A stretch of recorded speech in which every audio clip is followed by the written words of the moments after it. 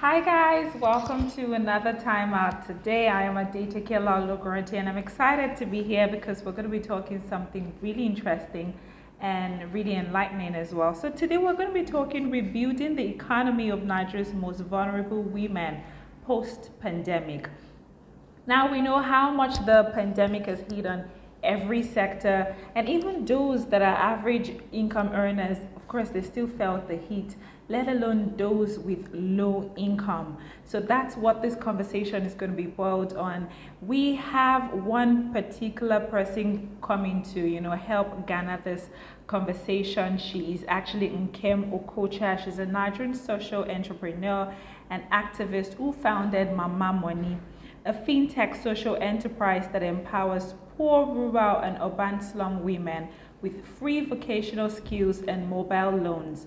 She is the 2016 winner of the LEAP Africa Social Innovators Program, SIP, by Union Bank. Please join me in welcoming her. I cannot wait to have her join so we can talk about this. Hi, good to see you again. Thanks for having me again. Yeah. So I'm just going to try to pin this topic this time around so that a lot of people can see. So the topic is rebuilding the economy of Nigeria's most vulnerable women post-pandemic. So, of course, this is my guest, Nkem Okocha. So I'm just going to read a brief profile. She's a Nigerian social entrepreneur and activist who founded Mama Money, a fintech social enterprise that empowers poor rural and urban slum women with free vocational skills and mobile loans. She is the 2016 winner of the LEAP Africa Social Innovators Program, SIP, by Union Bank. Thank you so much for Thank being a you. part of the conversation again. We're just going to take this from the very start because a lot of people are joining now, so they can also enjoy the conversation. So pretty Okay. much, you've done a whole lot of amazing stuff with the Mama Money. I mean, you've trained 6,000 women, 18,000 plus children have impacted indirectly, and over 100 communities have been affected by Mama Money. So how did you get on this journey? Okay, like I shared earlier, I started Mama Money due to my background.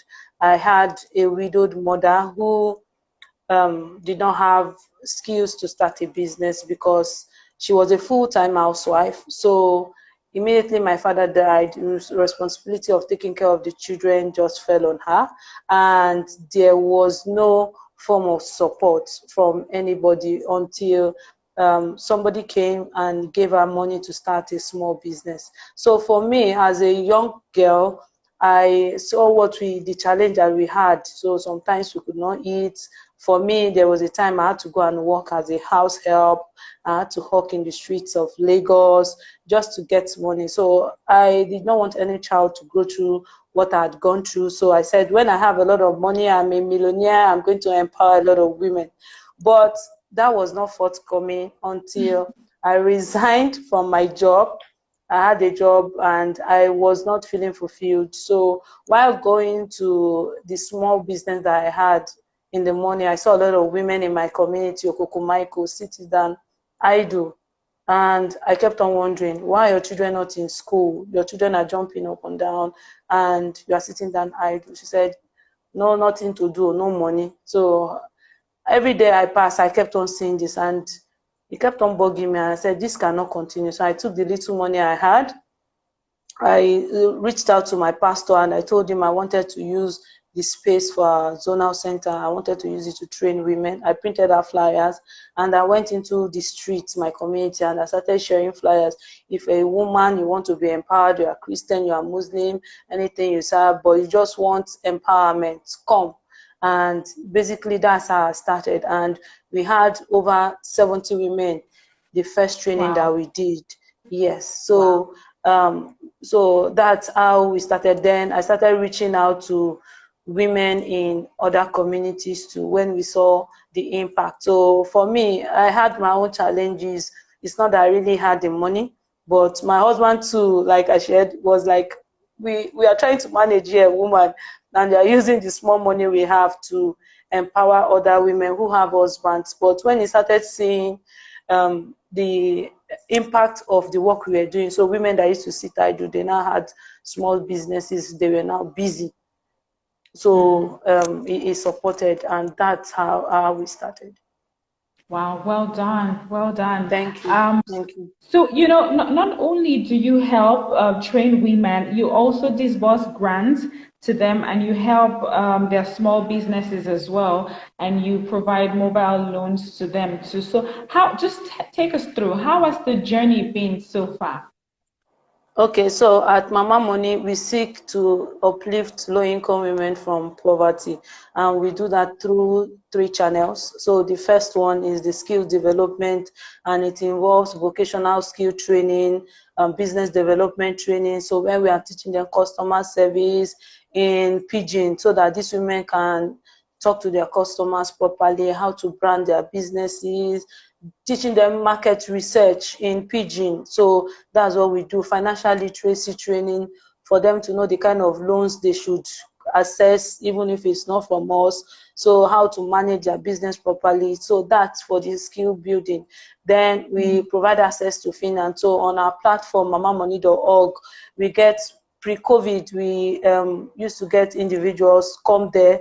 You have 20,000, you have 30,000, you have 50,000, you have 1 million. You give it to us. Then we pull it together and we give it to women in different communities to run their businesses. So they pay back after 6 months, and we take this money and we give it back to the people who gave us this money. So that's what we used to do pre-COVID.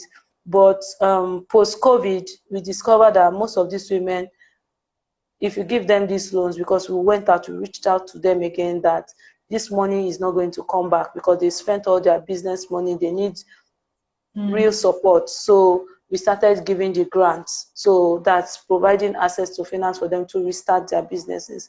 That is the second channel. So the third channel, during the course of our work, we discovered that not everyone wants to start a business. Some even want to start a business, but due to culture, religion, they can't leave their environment, they can't leave their community. So we created a factory where we produce a liquid dishwash called Levanta, which means to lift up in Spanish. So we produce this dishwash, and we only work with women. We use women as distributors. So the 3 channels are skill development, access to finance, and job employment in the factory. So that's how the journey has been so far for us. So far we've been able to reach over 7,000 women Wow.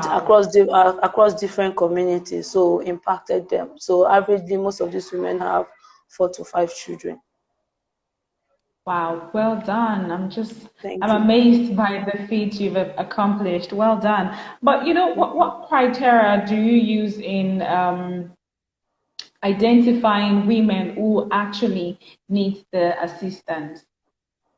So for us, we work in this community. So we actually seek communities that have most of these women. So we go into their communities, we talk to the women, we ask them what they need, what their problems are. Then we now say, okay, what skills can we come and teach women in this community, that when we teach them, they'll be able to start immediately and they can sell within their communities, or maybe immediate communities around. So that's what we do. So we identify these women, we know, and these women, for people now know us over 7 years doing what we do. So people actually also reach out to us and say, this community, I think they have more of these women that you work with. So people reach out to us, and we take these we reach out to women in the communities that have been recommended to us, and these women do word of mouth. So a woman, she knows her friends that husband has died, that does not have food to eat. So they'll say, go and meet Mama Money. So we have a dedicated line where women can also reach us with. So that's how it, and we actually go into their communities to seek them out, to find them out. Yeah. And we do baseline That's great. interviews for them. Yeah. Oh, that's incredible. Yes. Oh, great. So, during the pandemic, of course, a lot of people were hit by the pandemic. It's a global one. And, it was even difficult for average income earners, let alone low income earners. So, tell us particularly from your experiences, how hard would you say the effect of the pandemic is, or should I say was, on low income earners, women to be Yeah, specific? it really hit them bad. I think they are the worst hit because we saw most of the women that already left, would I say, that poverty line. So women that couldn't feed their children before, that are now feeding their children. They had small businesses that were using to sustain themselves. We saw most of them after the first week start reaching out to us that they wanted food. Like I shared earlier, we had a woman who herself and her children were drinking water for 3 days. So we have different women with different stories who could not feed. So they reached out to us and we had to start providing food palliative. So we had to start giving them food. So women who we thought, okay, we've helped, they are now good. They are now good to go. But this Mm, pandemic brought them back again. So it was mm. really hard. So we had to, during that lockdown, since the pandemic started, we've been able to reach over 1,300 women in different communities. So we reach out to them, give them food materials, hygiene materials. So that's what we've done so far. Well done. But given Thank you. the right financial capacity, what do you think you would have done differently? Okay, so for us, we had a lot of women reaching out to us from outside Lagos. So when we give these food items, we post on social media, and we saw women reaching out to us that, Mama Money, when are you coming to Enugu? Mama Money, when are you coming to Ibadan? When are you? We need help here too. So if we had the right funding, we had the right partnership, we'll be able to scale the impact to reach more women across Nigeria. Because like there's an initiative that we started recently after the COVID-19 pandemic, like I said, the funding part. So right now we've reached out to women in 5 communities. So we're helping these women to restart their businesses. We reach out to women in Kano, in Kaduna, in Oyo State, in Ogun State, and in Lagos, and we are seeking for partners to help us scale this. So if you go to our social media page, if they go there, you see stories of these women. So these are women that have lost hope. That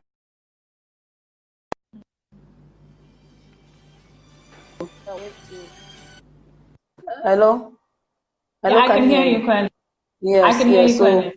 okay, so we've been able to give them help. So with the right source of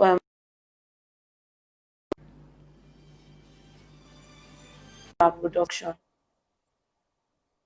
Oh, that's you said with the Yeah. right source of Oh, financial sorry. capacity. With the right source of funding partners, we'll be able to scale our impact. Oh, that's incredible. Well done. So, I wanted to ask, what should one be doing now to cushion the effect on women now and the nearest future? Looking at the Sorry? current health pandemic, I said, what is that thing that one should be looking at doing to cushion the effect of this pandemic now, the effect of it now on women and even in the nearest future? What exactly do you think one should be looking at doing? Okay, what I think we should be looking at doing is supporting these women, helping them to get back on their feet. And that's what I think we should be doing. So, always constantly reaching out to these women. Like I shared earlier, once we identify a woman, when we help her once, we don't just leave her. So we are with Mm, her through the journey. So if there's any help that is coming, we help look for partners that can help, even if it's with children's school fees, if it's with mm. feeding. So we always constantly need to help these women so that they're able to run a sustainable business. Because if they're able to run a sustainable business, they'll have savings, And one thing that we've done also for most of these women is they have multiple streams of income. So we've taught them, even if you have a petty business, you must have a skill. And they know, okay, there's this organization that they can run to for help. So having organizations like ours, people support us, so that when issues like this arise, we have funding, we have the capacity to reach out to these target beneficiaries. So that's what I think we should do, giving these women every support that they need to restart their lives. Because if big blue chip companies can be shutting down, so how do we expect a woman that has a business worth less than 20,000 or 50,000 to still be in business? I can imagine. So I was saying this, that I appreciate the work that Mama Money, the organization, has done and is still doing. But it makes me think that this is because I've heard of this saying that it's not just about giving people fish, you should also teach them how to fish. So and according to the World Poverty Clock, it's been recorded that over 100 million people in Nigeria are living in extreme poverty. So this begs to ask, do you actually think that one can break the cycle of poverty in Nigeria? Because I understand that one of the aims of Mama Money is to break the cycle of poverty. Okay, so for us, like I shared, we can't sit down and fold our hands. So what we've been doing is we've been trying, like I said earlier, skilling these women. So we have women that are low-income women. We have women that are no-income women. These women don't have any source of livelihood. So how do we get these women skilled? We have, as I'm talking to you, I'm in my office, is a duplex innovation hub that we created last year in partnership with Union Bank, where women across Lagos come to learn different skills for free. And when I tell you skills, so they're learning vocational skills, they're learning business development skills, they're learning mindset shift. So they're living, you need to see this space. It's a creative space where these women come and learn for free. And so they're living their Mushin community, they're living their Ijegun community. They're coming into a space where they're meeting women like themselves, a good, clean environment. So it gives them inspiration to aspire to be great. So that's what you need to skill women, give them easy access to finance. So for us, pre-COVID, we used to give loans, but post-COVID, these loans, if we give it to them, most of them won't be able to pay back. So for now, what these women need is grants. So that's why we started the Mama Biz grants for women. And we've been giving women, like I shared, we've been giving women grants in partnership with some sponsors, where women in Kano, Kaduna, Ogun State, Oyo State, and in Lagos, they've received stock finance. So we actually helped them. So if you are a baker, we've gone to help you buy your bag of flour. We bought the vegetable oil for you. If the woman that sells ugu, egusi soup, we follow that to Igbo market to go and buy those things to help her restock. Yes, that's what we did. So this is the support that we can give to them. Give them, skill those who don't have skills, so that they have a skill to start a business. The ones that already have small businesses, how do you help them get funding, easy access to funding? Then for us, the ones that don't have, that don't want to do a business, what we've done is, like, we created the factory. So we are telling everybody that buys Devanta dishwash, for every dishwash you buy, you are indirectly impacting a woman, because that means she can come to work tomorrow. So immediately you are washing your plate, it's like you are washing away poverty. You understand? So that's the message for us. So giving these women economic opportunities, they'll be able to uplift. We are hardworking. These women are hardworking. We see them. They're not lazy. They just lack opportunities. And that is why Mama Money has come to bridge that gap, helping them get these opportunities. Oh, well done. So during the lockdown, the federal government said gave some palliatives and COVID relief materials and all of that.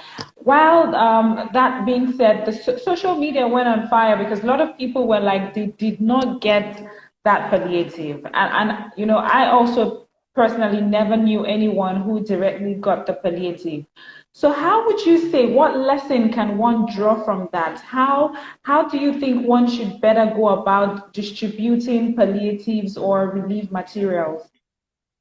Okay, so what I think they should have done differently was that we are one of the 10 NGOs that um, distributed funds, food palliatives to women via VSF. What they did was to identify credible organizations that had the target beneficiaries they wanted to reach out to. And they leveraged our platform where we were able to reach 250 low-income women from different communities. We gave them food. So Mama Money was in charge of women in Amu Odofin community. You understand? So what I think they should do is, you already have NGOs doing amazing work, different organizations doing amazing work. Leverage their platform. You don't need to reinvent the wheel. So that's what I think, because some of us, we sent our women, before we started providing food, we told them to go to their local government. And we even have some of them on interviews. They said they got there, they were fighting, there was nothing, they had to turn back. Some said they got there and there was nothing, there was nothing, no form of activity there. So then they came back to us. So leveraging our platform, because we're a credible platform that if you need to reach low-income women, you'll be rest assured that definitely everything that you want to give to them will get to them. Oh, that's incredible. So I'm just going to, in case you're just joining, this is the conversation so far. We're discussing rebuilding the economy of Nigeria's most vulnerable women post-pandemic. And of course, we have the wonderful Nkem Okocha who is sharing with us what Mama Money has been up to. So, you know, the conversation around financial inclusion keeps getting bigger by the day, and that's owing to the fact that not much of progress has been seen. Between 2012 and now, we can only talk about 2.9% of those who were actually not financially included before, who were financially excluded, now having access to financial resources. So why do you think, what is the problem? Why do you think it's been such a poor growth or progress recorded since 2012 till now? Okay, so for me, why I think there's been slow progress is that most of the people, if you don't have money, you can't save what you don't have. You must have money. So for those that have no income, we need to skill them. So when I mean skills, so I mean skills that that are useful, skills that are useful in their communities, that with little training, they can start up like a business, a side hustle, something to put money in their pocket. So we need to skill more of these people. And for those who already have small businesses, how do you tailor repayment? So if they are going to access, they don't even know if they have available loans for them to access. So some of these people, so you have this product, but your target beneficiaries, they don't know that they can access these products that you have. So building the relationship with this set of people, so your women. So how do you pass information to them? How do they trust you? So for us, like I shared earlier, some of our women, some because of the kind of businesses they do, some pay back weekly, some pay back monthly. So if you are telling the woman that pays back monthly, that can pay back monthly to pay back weekly, she will be defaulting every week. So we have to tailor repayment to our cash flow. So understanding these women, hear them speak, ask them what they want. Because the problem there is that we just assume, create a product and we just push it out on these women. Have we sat them to ask them, Madam, this product I'm creating for you, or what do you want? How will it? So that's why we had to start with grants, because most of them, They told us, say, Auntie, we don't need this thing, we need help. So building relationship with your target beneficiaries, do they trust you? You understand? So I feel we need to skill up more people, get them to trust this financial institution or organization providing funding. So for me, one thing that drives Mama Money is impact. We are impact first, but most institutions that are giving us finance, they are thinking about profit. So if you want a woman, if you want those at the bottom of the pyramid to become financially included, you need to have a lot of patience. You need to be patient capital. So you need to have impact at the forefront of your mind. So you don't think that you are going to put 50,000 naira and get 20,000 naira immediately. No, you need to help them walk that journey. So it's a patient walk with this set of people. Yeah. So okay, some, so, yeah. Yeah, so I for wanted some, to ask, okay, you can go ahead. okay, so I wanted to ask about why is it that most of the times, women are at the bottom of the pyramid? Do they hold very vital role in the wealth of their families as well? But why is it that they're usually at the bottom of the pyramid? So religion, culture has made it so, because most times you see some women, they're educated. I have women that are BSc holders, but if you see them, you think she only attended SSCE. Why? Because immediately she finished, she got married, the husband just told her to stay in the house. Now, the husband that used to be the breadwinner of the home is now sick. Because she left university like 10 years ago, she doesn't have any skill. She doesn't know how to write a CV. Nothing. So you see that our mates that are maybe men that they graduated together, you see them excelling. Maybe he has done masters, he has gone for 1 or 2 courses abroad, you see them attending different conferences, different networking sessions. But the woman, she's always in the house, taking care of the family. And she's not given enough opportunity. So I think this is what has caused it. And religion too. So they tell you, keep quiet, your husband, you should definitely respect your spouse, but your spouse should want you to excel in life. You understand me? So this is what has caused this for most of these women. So you find most of these women so most of our widows, you see them, widows. So I tell most of the men now, you see why some of them love our program is that we are telling them that, see, we don't want you to die young. That's why we are empowering your wives, so that as you bring, the woman too go bring. Both of you will be able to live a better life, take care of your children. So that's how we are getting men. So sometimes to empower the women, you see the men call our organization to thank us. Wow. You understand? So we need to start. Someone here is asking, who are your target clients? Someone here is asking, Ossie Kings is asking, he says, who are your target clients? He also says women are more, okay, yeah. Okay. So that's the person's question. So our target clients are low-income women, so women who have no skills, so low-income women and young girls, and low-income female entrepreneurs. So the mama selling tomato in the market, Igbo market, the mama selling ugu, that young girl hawking on the road, she's our target client. So how do we get that girl skilled so that she knows that how do we make her digitally included? So that's our target client. So low-income female entrepreneurs, low-income young women and girls that needs to be skilled. So those are the kind of people we work with. Rural women. So especially we work in urban slum communities. So communities like in Lagos, Makoko, Okwafon, Ajegule. So those are the kind of communities we go there. We try to upskill their women, create economic opportunities for them.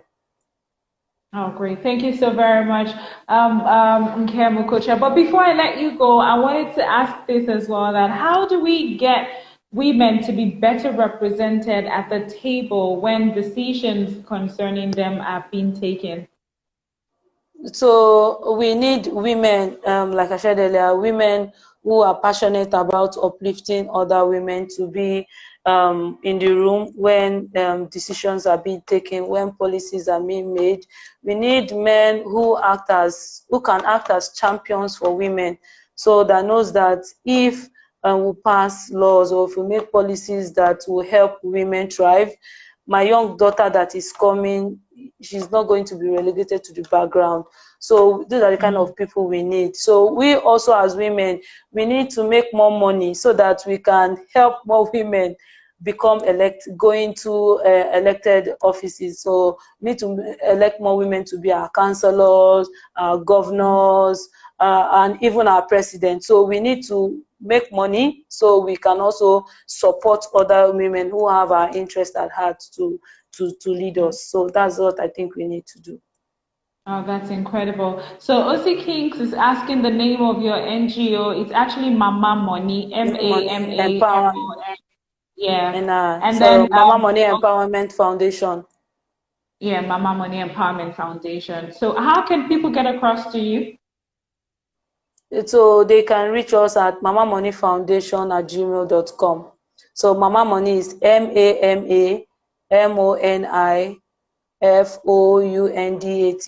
MAMAMoniFoundation@gmail.com. Oh, that's incredible. Well done for a good job. So I'm just going Thank to take you. this comment. I'm just going to take this comment. This person says, are you in partnership with psychologists? Money is more psychological than physical. Can you hear me? Yes, I can. Okay, so are you in partnership with psychologists? That's the question this person is asking. It says because money is more psychological than physical. No, well, for now, we are not in partnership with any psychologist. So what we've done, we other organizations have leveraged our platform. Hello, can you hear me? Can you see I me? can hear you clearly. I can hear Okay, you. okay. Okay, so other organizations have leveraged our platform to come reach our women. So we have organizations reach out to us to um, teach women how to detect maybe like breast cancer and the rest. So, but for now, we don't have that in place, but it's something that we've thought of and that we are trying to, we've spoken about it as an organization. So because like some of these women, another thing that they go through, some of them go through abuses in their home. Like I told you, I shared that we do like mindset shifts when they come. So we get someone to talk to them. We created this lovely environment. So when they come, it's peaceful. They can talk to us. A creative and safe and nice place for them. So, but for now, we don't have someone in the organization that does that. And It's another okay. thing that has helped is when women, so when we go into these communities, when they see other women like themselves that has done it, they Mm, do it. You understand? So yeah, bringing women like them to share their stories. So, and like I said, yeah. is word of mouth. So they can see a woman that used to beg is now financially independent. So they want to follow Independent. her to our organization. Yes. Oh, that's good. Well done, well done. And we wish you all the very best at Mama Money. Thank you. Thank you. All right. Thank you so much for being a part of the conversation. Thank you. Thanks for having me. All right, then. Take care. Yeah. Bye.